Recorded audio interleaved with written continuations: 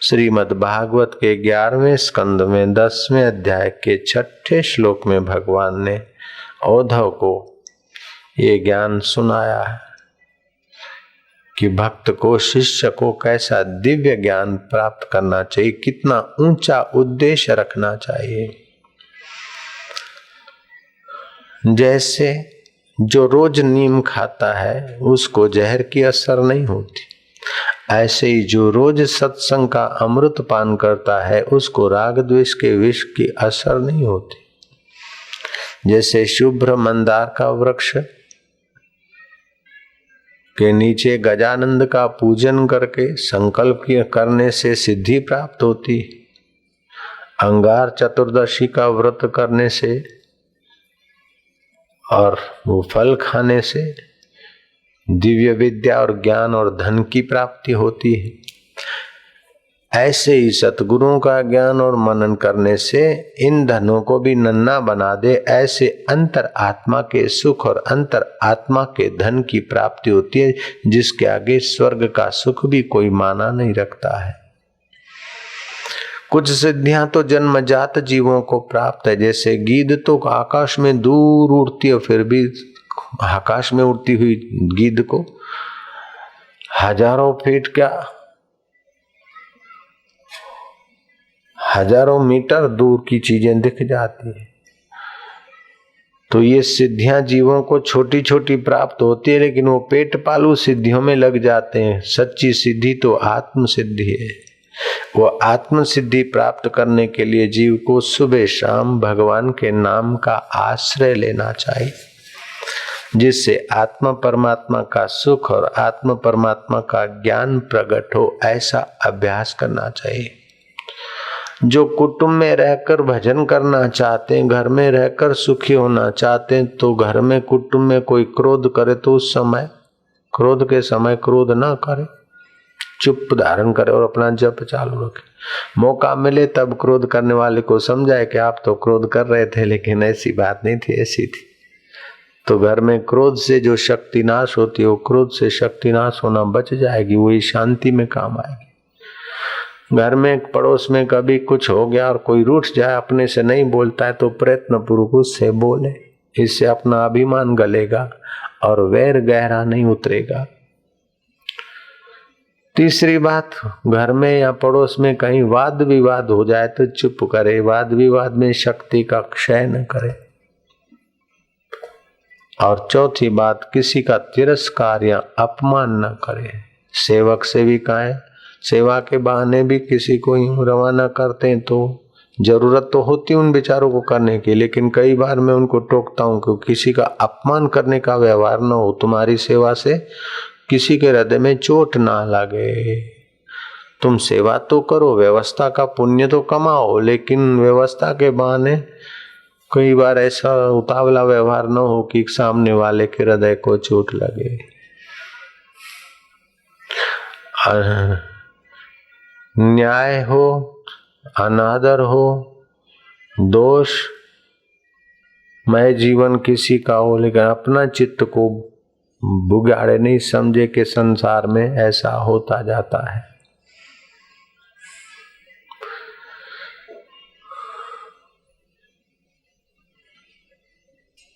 एक होती है प्रीति और दूसरी होती है आसक्ति। आसक्ति संसार की चीजों में होती है और प्रीति अपने आत्मा से होती है। अपने आत्मा से प्रीति के कारण ही जीव संसार की वस्तुओं में प्रीति करता है, लेकिन वो प्रीति आसक्ति का रूप ले लेती। तो जीवन के दो पहलू है, एक है कर्तव्य, जो कर्तव्य करता है, कर्तव्य पालता है, उसकी आसक्ति मिटती जाती है और फिर अप्रयत्न होकर शांति पाता है, भगवान के ज्ञान में टिकता है। अपना कर्तव्य पालने से व्यर्थ का चिंतन से छूट जाता है, व्यर्थ के विकार वासनाओं से छूट जाता है और फिर निश्चिंत शांति पाता है। शांति, मुक्ति, भक्ति, ये जितना जितना सजगता से करेगा उतना उतना जल्दी प्राप्त होगी।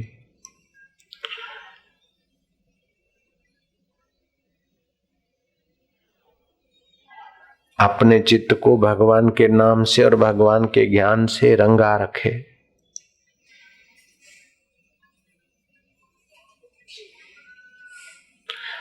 जो बड़े लोग हुए उन्होंने अपना व्यक्तिगत खर्च बहुत कम रखा है। मोहम्मद पैगंबर सादी रोटी खाते थे।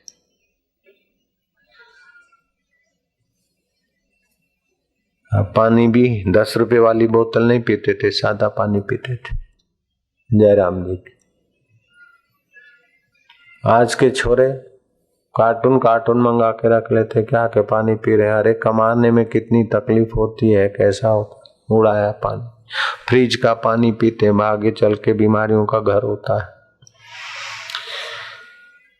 लेनिन का आहार, लेनिन बड़ा प्रसिद्ध हो गया। लेनिन का आहार भी बड़ा सादा था, रोटी सब्जी या तो चावल दाल रोटी बस। गांधी जी का भी बड़ा सादा व्यवहार खान पान था। एक बार गांधी जी जेलर के साथ बात कर रहे थे और एकाएक उठे, सिगड़ी में से कोलसा निकाला, बुझाया, फिर जेलर से बात में लगे। जेलर समझ गया कि गांधी जी कोलसे को बुझाने के लिए उठ के गए।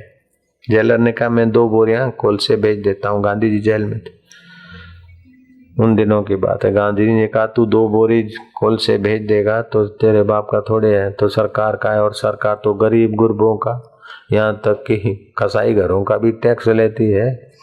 उन पैसों की ये कोलसे आएंगे, देश की संपत्ति में नाश क्यों करूं, क्यों बिगाड़ूं।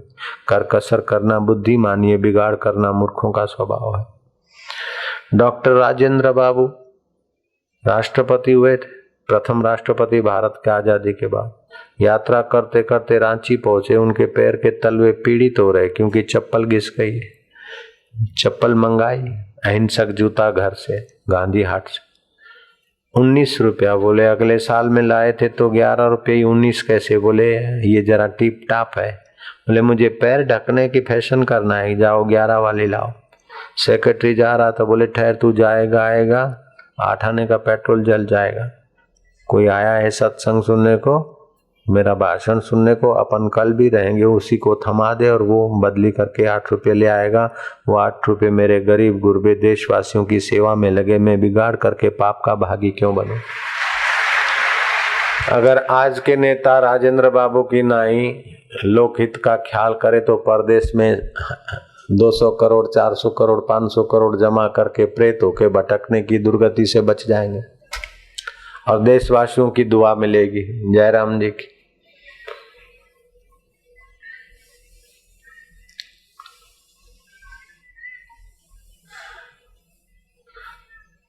तो अपने व्यक्तिगत जीवन के लिए विशेष खर्च न। यहाँ तकियों पर बखमल का कवर लगा रहता था। मैंने कहा भाई ये ना करो, तो बोले इतना तो चाहिए, इतना तो जरूरी है। आखिर उनको समझाया तब ये बात मान गए। अब टाट का कवर लगा है तभी भी मेरे का तो काम चल रहा है। अब बखमल का कवर मैला होता, साबु लगता था, ये तो बेचारा टाट लंबे समय तक चलता है। अब मेरी गिराकी में तो कोई फर्क पड़ा नहीं। अगर बखमल लगा के बैठता तो 2 आदमी बढ़ जाते, ऐसा भी नहीं था।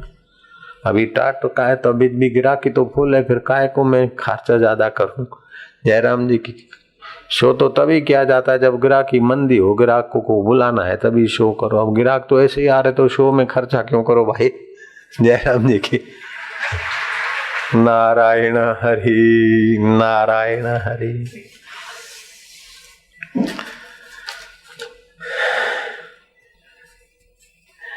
एको जपो एको साला, एको सुमर एको मन आहा। उस एक को जपो और एक से ही सलाह लो।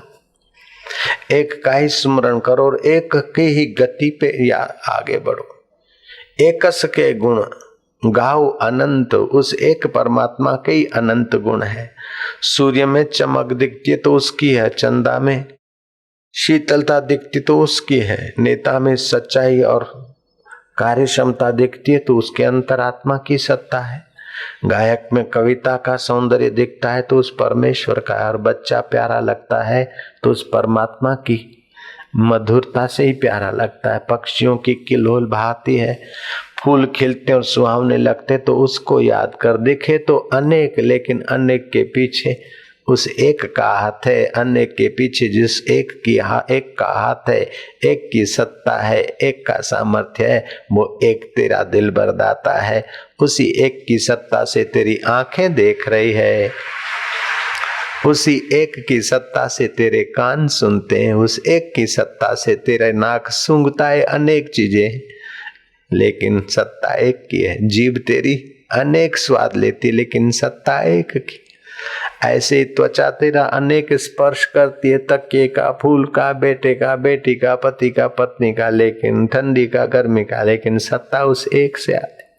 जैसे तेरे हृदय में उस एक की सत्ता से अनेक दिखता है, अनेक सुनता है, अनेक चखता है, अनेक स्पर्श करता है, अनेक बोलता है, अनेक सुनता है, फिर भी तेरी सत्ता तो एक ही सत्ता जिससे है। ऐसे सभी के अंदर वही का वही है। जैसे आकाश एक है और घड़े अनेक हैं, दरिया एक है, लहरें अनेक हैं, धरती एक है, वृक्ष अनेक है, सूर्य एक है इस धरती का, लेकिन अनेक देशों में उसकी रोशनी है और लोग क्रियाकलाप करते हैं। ऐसे सूर्य में, चंदा में, मुझ में, तुझ में जो बसा है वह एक है। एको अंकार सतनाम, कर्ता पुरुष निर्भव निर्भय। वो कर्ता धर्ता वही है, अकाल अमूर्त। तो ये शरीर और संसार तो काल के समय की धारा में बदलता जाता है, नष्ट हो जाता है। अभी तो दिख रहा है कि महाकुंभ हो रहा है, कहाँ कहाँ के पुण्यात्मा लोग आए हैं। कोई प्रकाशा से 450 किलोमीटर पैदल चल के आए गुरु दर्शन को, तो कोई बैरागढ़ से आए, तो कोई भोपाल से, कोई कहीं से, तो कोई कहीं से आए। अभी देखते तो हो, परसों इस समय आके देखोगे तो अरे रे, जैसा स्वप्न रहन का तैसा ये संसार, सब स्वप्न। उमा कहूँ मैं अनुभव अपना, सत्य हरि भजन जगत सब स्वप्न। बचपन स्वप्ने में गुजर गया। मंगनी हुई थी, मंगनी के पहले जरा जरा मुंह छाती थी। बच्चे जवान होने को तो बार बार देखते, अम्मा मामा मुखे मुछुआए ना, मुझे कम भी आती तो कोलसे की काली माँ लगा के मुच्छर बन के मजा लेते थे। कब बड़े होंगे? अब बड़े हो गए, बोले क्या हाल है? बोले यार सुख नहीं, बचपन बढ़िया था, बचपन बढ़िया था, अभी कुछ नहीं। तो जो नहीं आया उसकी इच्छा करता, जो है उसका कदर नहीं करता। लेकिन बचपन भी सदा नहीं है, जवानी भी सदा नहीं, शादी के दिन भी सदा नहीं, गमी के दिन भी सदा नहीं, लेकिन तेरा रब तो तेरे साथ सदा है। तू सदा जो रहता है उससे प्रीति कर बेटा। एको जप एको सलाह, उसी की सराहना कर, उसी का सुमरन कर। एक सुमर एको मन आह, उस एक का सुमरन कर और वो एक ही तेरे मन में रहे। एकस के गुण गाओ अनंत, एक के अनंत गुण गाओ। मन तन जाप एक भगवंत, मन से तन से एक भगवान का ही जप कर। एको एक एक हर आप, पूरन पूर रही हो प्रभु व्याप। वो एक ही एक है और पूरन और सब में व्याप रहा है। अनेक विस्तार एक ते भय, ये सारे विस्तार जैसे तुझ एक चेतन से देखने सूंघने के अनेक विस्तार बनते हैं, एक ही हृदय से फुरने होते और अनेक मकान कोठियां बनाते हो, ऐसे ही उस एक परमात्मा से ये अनेक सृष्टियां बनी। इसलिए तू अनेक में उस एक को देख तो तेरा मन एक में रम जाएगा, तो तू फिर एक परमात्मा के साथ एकाकार होने में सफल हो जाएगा। अनेक विस्तार एक ते भय, एक आराध परछत गए। मन तन अंतर एक प्रभु राता, तन में भी उसी की चेतना है, मन में भी उसी की सत्ता है, बुद्धि में उसी का ओज है, चित्त में उसी की सत्ता से चिंतन होता है। चिंतन बदल जाता है लेकिन चिंतन को देखने वाला एक का एक।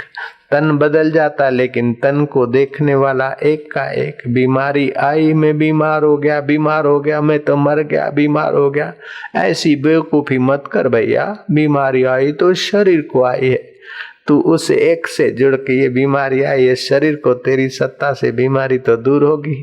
स्वास्थ्य भी आता है, बीमारी भी आती है, दुख भी आता है, सुख भी आता है। ये तो सुख दुख लाभ हानि का ताना बाना है, लेकिन मैं तो तेरा हूं, तू मेरा है प्रभु मेरे दाता। तू मुझे कब मिलेगा, तू कैसे मिलेगा, मैं कैसे। एक भक्त ने पूछा हरि बाबा से कि महाराज भगवान अपना आत्मा है, ज्ञान स्वरूप है, सुना है, फिर भी भगवान के लिए प्रीति नहीं होती तो ध्यान भजन में बरकत नहीं आती, तो क्या करें? बोले क्या करो, रो। बोले महाराज अब आगे ऐसे हैं कि बेटे बेटियों के लिए, रुपए पैसों के लिए तो रोते, भगवान के लिए रोना भी नहीं आता, अब क्या कर। बोले भाई भगवान के लिए रोना नहीं आता है तुम लोगों को? बोले हाँ महाराज हमको नहीं आता। बोले नहीं आता है तो क्या करोगे फिर? बोले क्या करें? बोले रोना नहीं आता इस बात के लिए भी रो। तो बोले भाई इस बात के लिए भी नहीं आता है? बोले नहीं आता है तो झूठ मूठ में रहो।